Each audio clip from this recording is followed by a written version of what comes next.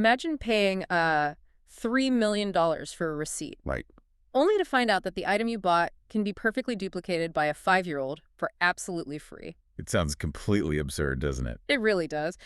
But a couple of years ago, millions of people did exactly that. So welcome back to another deep dive in our Crypto Beyond the Hype series. Glad to be here. Today, our mission is to make sense of, well, the loudest, most chaotic spectacle the internet has seen in a very long time. We are talking about NFTs. Oh, the hype was just incredible. Exactly, because for you, sitting there and watching social media absolutely lose its mind over digital pictures of pixelated punks and bored apes, Yeah. it probably felt like a confusing overnight casino had just opened up on the internet. It really was an absolute explosion of culture and, pure speculation. Pure speculation. Exactly. Yeah. And when a technology enters the public awareness, not as a calm, useful tool, but as this roaring spectacle, the noise completely obscures the actual meaning. Completely takes over the conversation. Right. And you are left thinking in extreme binaries. You either walked away assuming NFTs were the magical future of the global economy, Or a complete scam. or you concluded they were a complete and utter scam. There was no middle ground. And since you have been following our series, you know that whenever we see those two extreme camps shouting at each other, the truth is usually sitting quietly right there in the middle. Always in the middle. So today, we are putting the hype completely to the side. We want to discover what NFTs are actually engineered to do, how the underlying mechanism works, and why they matter to your everyday digital life. Because they do matter.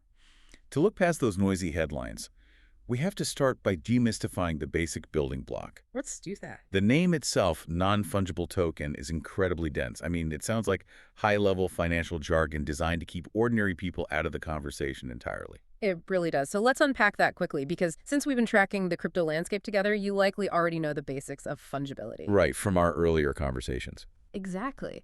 We know that a standard cryptocurrency like Bitcoin is fungible. It is interchangeable. Yes. If I swap one Bitcoin for your Bitcoin, neither of us gains or loses anything. The value remains identical. The value is exactly the same. Same with the $10 note. So non-fungible simply means unique. Precisely. It cannot be swapped on a one-to-one basis because it has a specific identity, like a specific seat at a stadium for a concert or the deed to a specific house. That's a great way to think about it. It brings that real-world uniqueness to the internet. But here is where I am struggling a bit. We call it an unforgeable digital receipt. Yeah. But if a central company or a bank isn't holding this receipt, where does it actually live? I mean, what makes it truly unforgeable? That is the crucial mechanical question, right? To understand how it becomes unforgeable without a central authority, I want you to imagine a massive public town square. Oh, a town square. Yes. And in this square, there are tens of thousands of people, and every single person is holding an identical synchronized notebook. Right. When you purchase an NFT, you stand in the middle of that square and you announce, I now own this specific digital item. And everyone hears it. Everyone hears it, and every single person in the crowd simultaneously writes that transaction down in their notebook. Okay, so if someone tries to hack the system or, forge a receipt claiming they actually own my item, they have a major problem on their hands. A nearly impossible problem, because that forger would have to sneak into the town square and simultaneously erase and rewrite the notebooks of thousands of different people. Which you just can't do. Exactly. If their notebook doesn't match the thousands of others, the network instantly rejects their claim as a fake. Wow. That decentralized network of computers, the blockchain, is the town square. It acts as a transparent public ledger. Makes complete sense. That is what makes the token unforgeable. It is a verifiable digital marker of uniqueness that everyone can independently check, but no single person can unilaterally alter. Okay, I buy the town square analogy for the receipt itself. That makes complete mechanical sense. But let's bring it back to the artwork, because this introduces a massive logical flaw that I know you, listening to this, have likely spotted by now. Let's hear it. The actual digital artwork, like a high-resolution image or a video file that is way too heavy to be written down in all those thousands of town square notebooks, Very true. the blockchain isn't storing the actual image file, is it? You have hit on the exact technical vulnerability that plagued so many early projects. You are absolutely correct. I knew it. Storing large files directly on a blockchain is prohibitively expensive and computationally very heavy. Right. So in the vast majority of cases, the NFT, the token recorded in the notebook, Yeah. does not actually contain the image. It contains a smart contract, which includes a string of text. Just text. Just text. And that text is essentially a web link pointing to a server somewhere where the image is actually hosted. Wait, let's pause right there. Are you telling me that people were paying millions of dollars for a secure, unforgeable receipt that just pointed to a regular website link? Yes. But if the server hosting my multi-million-dollar ape image goes offline, doesn't my unforgeable digital receipt just point to a broken 404 error? In many of the rushed, poorly constructed projects during the hype phase, yes, that is exactly what I was happened. joking. Not at all. Huh. The company running the servers went bankrupt, the servers were shut down, and the buyers were left with incredibly secure, cryptographically verified links to absolutely nothing. That is wild. It is, and it's a perfect example of why looking beyond the hype is so critical. Right. Because based on what we are seeing, the more mature, serious projects realized this was a fatal flaw. I would hope so. So how did they fix it? They shifted to using decentralized storage systems. These are protocols where the actual file is distributed across a network of computers rather than sitting on one fragile, centralized company server. Okay, so the file itself becomes decentralized too. That makes more sense. But this brings up the ultimate paradox we all watched play out. The screenshot issue. The screenshot issue. If I see one of these expensive digital artworks online, regardless of where it is stored, I can just take a screenshot of it on my phone. Right. I have the exact same pixels on my screen as the person who paid a fortune for it. So I am naturally asking, why would anyone pay for the receipt? Because the early public conversation completely misunderstood what was actually being bought. Okay. People assumed the NFT was the picture. But looking at the broader landscape, the image is merely the visible storefront window. The storefront window. Yes, the actual asset is the underlying digital token. It's the permanent record of ownership, membership, or status connected to that image. So it's like buying a star in the sky from one of those novelty registries. Oh, that's an interesting way to put it. Right. I mean, I can look at the star for free. Anyone can look at it. But you are paying for the certificate that says your name is officially attached to it. That is a very apt comparison. You do not own the star itself in a physical sense. You own the entry in a specific registry. If you view an NFT merely as a picture, the entire concept collapses into absurdity. It makes no sense. Not at all.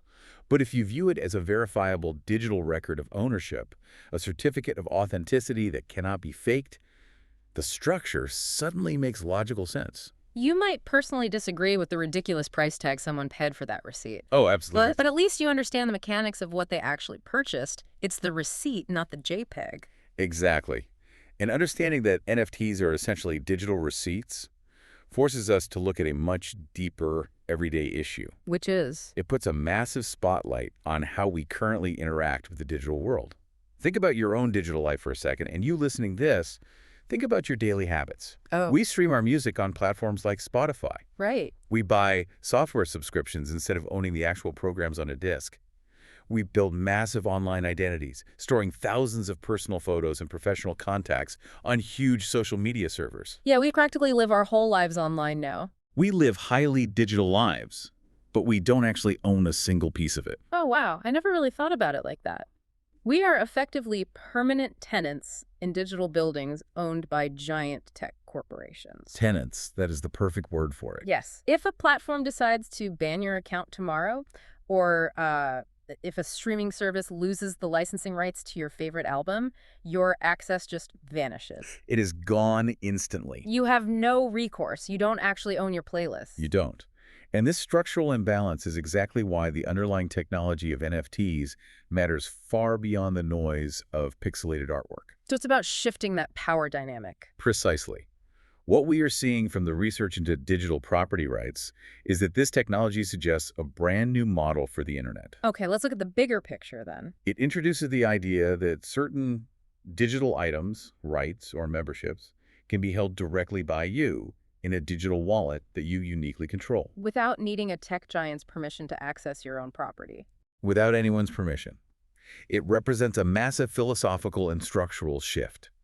For the last 30 years, we have lived on an internet defined by copy and share. Right. Everything was easily duplicated. Information was infinite. But NFTs introduced the architecture for an internet of own and hold. Own and hold. I like that. As more of our daily interactions, economies, and identities move into digital spaces, establishing a secure method for true digital ownership is not just a novelty anymore. It's basically an infrastructural necessity at this point. Exactly. It's the foundation of the next web. I hear you, and the structural necessity makes a lot of sense. But I have to push back a bit. Let's bring a heavy dose of reality back into the room. Sure. If this technology is fundamentally about something as dry, structural, and practical as digital property rights, Yeah. why did it look like a monkey casino? I mean, why wasn't this rolled out for something incredibly useful right away, like digital property paperwork or verifying university degrees? That is the big question. Why did it explode through internet culture and celebrity endorsements first? It is the fascinating contradiction of how human beings adopt new technology, actually. How so? It felt emotional and cultural long before it felt practical. The technology wasn't introduced to the public through boring enterprise software or identity management systems. Right. It came through art and games. It arrived through art markets, gaming communities, and really niche internet subcultures. Yeah. And culture, as you know, is notoriously messy. Messy and incredibly prone to hype. Highly prone to hype. Yeah. See, for some early adopters, this was a genuine revolutionary way to support digital creators. Because before, digital artists struggled to monetize their work since everything could just be right-clicked and saved. Exactly. But for a massive portion of the market, it was pure, unadulterated speculation. It was driven by the sudden introduction of digital scarcity. And scarcity is a very powerful psychological trigger. Oh, absolutely. Human beings have always associated limited availability with value, like a limited edition watch, or a rare trading card, or a seat at a sold-out concert. We want what is hard to get. We are totally wired to want things that not everyone can have. And NFTs brought that visible, verifiable scarcity into the digital space for the first time. Suddenly, in a world where digital files were endlessly copied, you could have a verifiable 1 out of 10 digital item. But I have to push back on that logic. Go ahead. Just because something is rare doesn't mean it holds intrinsic value, right? Yeah. I could draw a terrible sketch on a napkin right now. Right. It would be a unique, one-of-a-kind, totally scarce item. But nobody's going to pay $1 million for it. Rarity without demand is basically worthless. You have just perfectly diagnosed the core illusion of the NFT bubble. Ah. People over-romanticized the scarcity and completely forgot about the utility. And this is a very important moment for us to firmly validate the skeptics out there. Yes, let's do that, because a lot of people felt like they were crazy for not buying into it. If you looked at the cultural spectacle during that peak and called it a bubble, a cash grab, or just a pyramid of hype, your instincts were highly justified. The public's criticism was not wrong.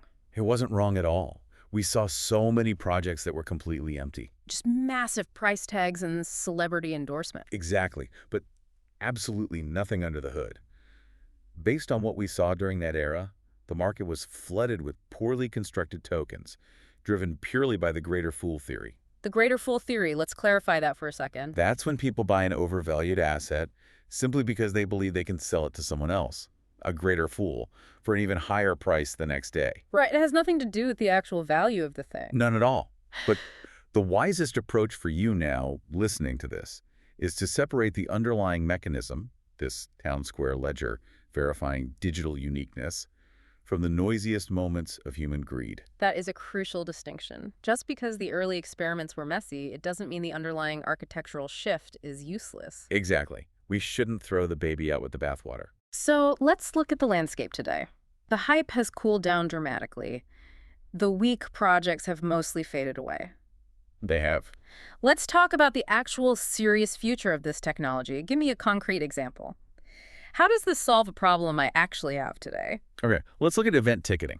Ticketing is a nightmare. It really is. Think about the last time you tried to buy concert tickets for a massive global artist. You log on, the site crashes instantly. Right. Automated bots buy up all the inventory in seconds, and suddenly a $50 ticket is sitting on a resale platform for $1,000. It's infuriating. The fans are locked out, and honestly, the artist sees none of that extra resale money. It's an experience that feels entirely broken. But how does a digital token actually fix a sophisticated bot problem? Yeah, how does it? Because an NFT isn't just a static receipt, it is a smart contract. It is programmable code. Programmable code, okay. An artist could issue their concert tickets as NFTs, and the code within that token can dictate specific rules. Like what kind of rules? For example, the contract could state that this ticket cannot be resold for more than 10% above its original face value. Wait, really? Yes, if a scalper tries to sell it for a massive markup on a secondary market, the smart contract simply blocks the transaction. So the network just says no. The blockchain network refuses to validate it. The transaction literally cannot go through. Wait, so the code itself enforces the price cap automatically without needing a team of lawyers or a centralized ticketing company to police it? Precisely. It is built into the ticket itself. Furthermore, the contract can be programmed so that every time the ticket is legitimately resold, a percentage of that secondary sale is automatically routed straight back to the artist's digital wallet. Wow. That fundamentally rewrites the economics of ticketing. It does. It eliminates counterfeits completely because the venue only accepts verifiable tokens sitting on the blockchain. And it cuts the predatory secondary market entirely out of the equation. That is a tangible, massive improvement over how we do things today. It makes complete sense. It's practical utility. What about the gaming world? I know the gaming industry is larger than music and movies combined, and digital assets are already a huge part of that. The gaming sector is arguably the most natural fit for this technology. Why is that? Well, currently, players spend billions of dollars every year on digital items, character skins, weapons, digital land, inside these closed game environments. Right, like buying an outfit in Fortnite or something. Exactly. But the player doesn't actually own those items. The game developer does. Ah, we are back to being digital tenants. Yes. If you get bored of the game, or if the studio decides to shut down the servers, all the time and money you invested into those digital assets drops to zero. Because your items are essentially trapped inside their walled garden. Exactly. But by turning game assets into NFTs, you extract the ownership from the game studio's private servers and place it onto that public, decentralized ledger. So you actually hold it. You truly own that digital sword or character skin. This means you can sell it on an open marketplace to another player, recouping some of your investment. That's brilliant. It also opens the door to interoperability, where an item earned in one game could potentially be carried over and utilized in a completely different virtual world. So the common thread running through all these mature applications isn't artwork or internet culture at all? No, not anymore. The common thread is secure traceability.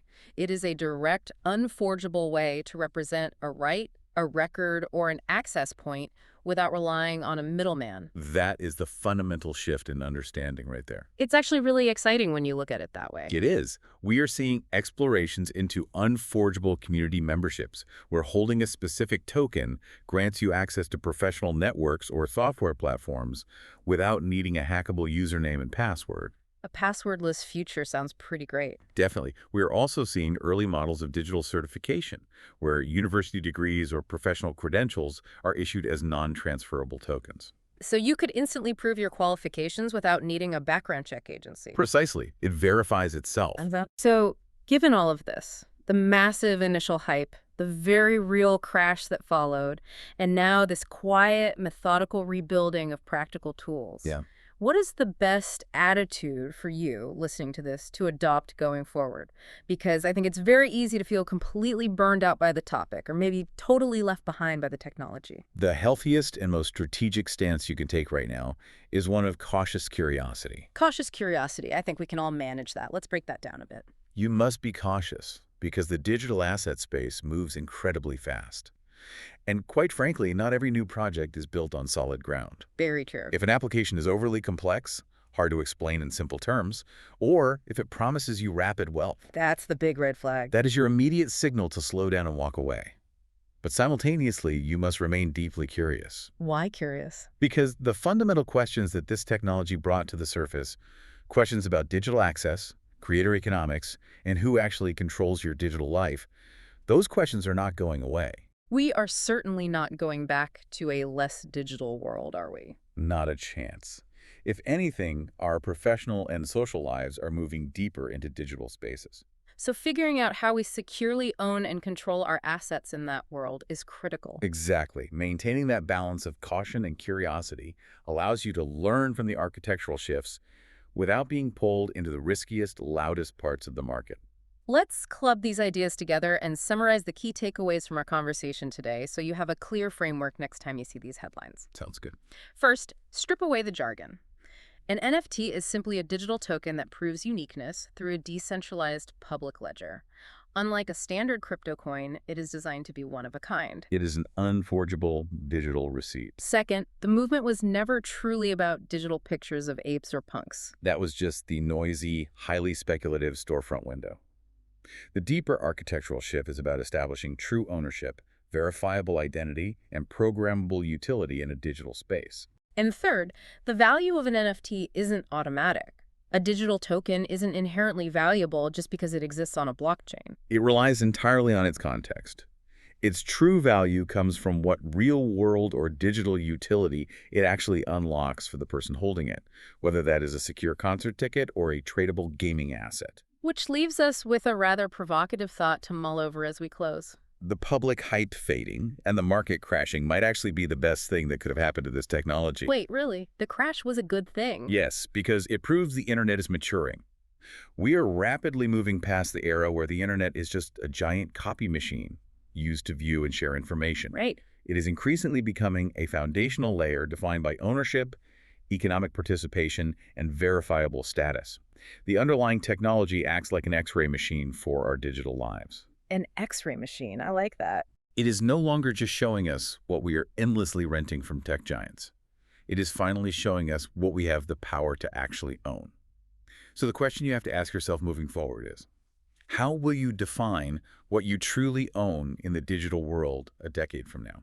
That is a massive question, and it completely reframes how we look at our screens every day. All those noisy headlines, the chaos, the pixelated characters flooding your social media feeds. Yeah. That wasn't the end of the story. That was just the messy, awkward birth of a new way to interact with the digital economy.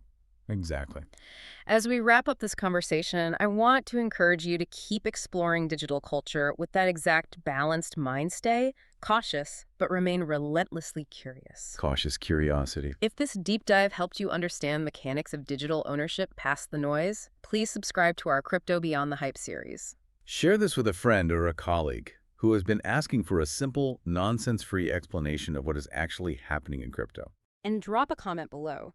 Tell us what confusing technical topic you want us to decode next, because the more clearly you understand these foundational concepts, the better equipped you are for the digital future. Thanks for joining us.